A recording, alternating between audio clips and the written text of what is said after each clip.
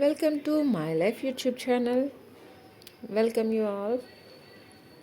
ఈరోజు నవరాత్రులు స్టార్ట్ అవుతున్నాయి కదండి. ఈరోజు నవరాత్రులు పూజ చేసాం అన్నమాట. మొదటి రోజు బాలా త్రిపుర సుందరి. అయితే చిన్నపిల్లలు ఏం తింటారో ఏమీ తెలియరు కదా, అదేవిధంగా అమ్మవారికి కూడా ఖర్జూరం నైవేద్యం పెట్టామండి. ఖర్జూరం పళ్ళు ప్రసాదం చేసే ఉద్దేశం అయితే కనుక ఈవినింగ్ పులిహోర చేయొచ్చండి, మహాప్రసాదం. నేనైతే మార్నింగ్ అంతా ఏమి తినకుండా 11 గంటలకి కొంచెం టిఫిన్ చేసి నైట్ భోజనం చేస్తాము. ఈరోజైతే ఇలా పూజ అయ్యిందండి. లక్ష్మీదేవికే పూజ చేసుకోవడం జరిగింది. మధ్యలో వీలవ్వదని జస్ట్ 2 పూట్లు పూజ చేసుకొని ఉపవాసం ఉంటున్నాను. This is the first day of my Navaratri puja. Hi అండి. ఫస్ట్ డే పూజ ఇది చేసిన తర్వాత చేసాము. ఇది 6 years బ్యాక్ వీడియో అండి, పెళ్ళికి ముందనమాట. ఇదిగోండి, ఇలాగ కుమారి వ్రతం చేసుకుంటారు నవరాత్రుల్లో చాలామంది.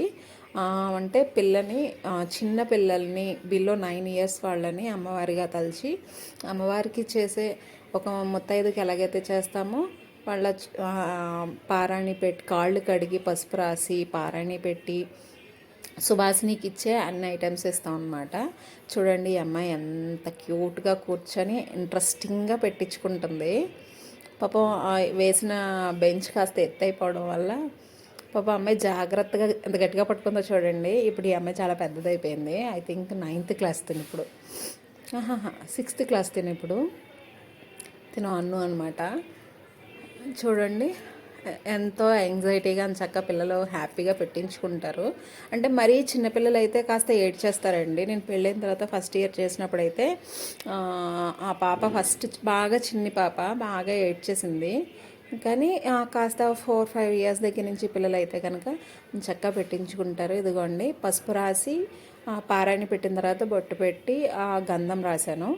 నెక్స్ట్ గాజులు దగ్గర నుంచి జాకెట్, బ్లౌజ్ పీసు అన్నీ కూడా తాంబూలం మొత్తం అన్నీ అదిగోండి ప్లేట్లో పెట్టిస్తున్నాను అనమాట.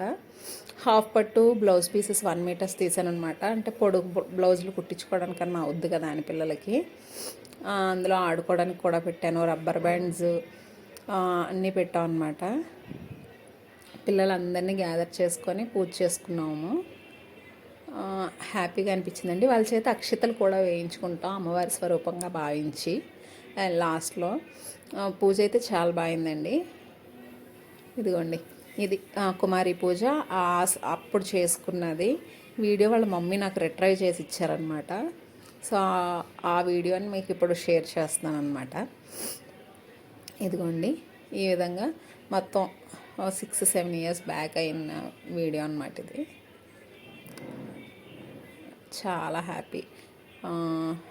ఈ వీడియోలో చాలా మెమరీస్ ఉన్నాయి నిజంగా. ఇదిగోండి, అమ్మవారికి హారతి. యాక్చువల్గా అంటే మనం పంచపూజ చేస్తాం, అదే షోడశోపచారం కాకుండా పంచోపచారాలు చేస్తాం కదా, అట్లా హారతి ఇచ్చి అమ్మవారి దగ్గర నుంచి ఆశీర్వాదం తీసుకుంటున్నాను అనమాట. అదిగో, చాలా బాగా వేసింది కదా. ఇదండి అప్పుడు లాస్ట్ ఇయర్ 6 years బ్యాక్ నా మెమొరీ. చాలా హ్యాపీగా అనిపించి ఇప్పుడు మీకు షేర్ చేయాలనిపించింది.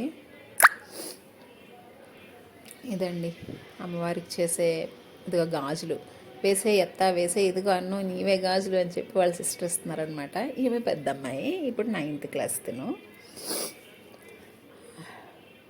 ఎంత హ్యాపీగా చేసుకున్నాము కుమారి పూజ అండి. ఈ విధంగా కుమారి పూజ చేసుకోవచ్చు అన్నమాట.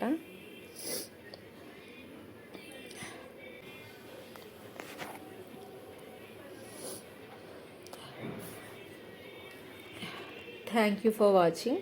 అంటే నా పాత మెమరీస్ అన్నీ రిట్రైవ్ చేసుకునే క్రమంలో ఈ వీడియోస్ కూడా వచ్చాయన్నమాట. ఒక 7 years బ్యాక్ అద్దం అవి కూడా పెట్టాను. అదిగో అద్దం కనిపిస్తుంది ఆ ప్లేట్లో.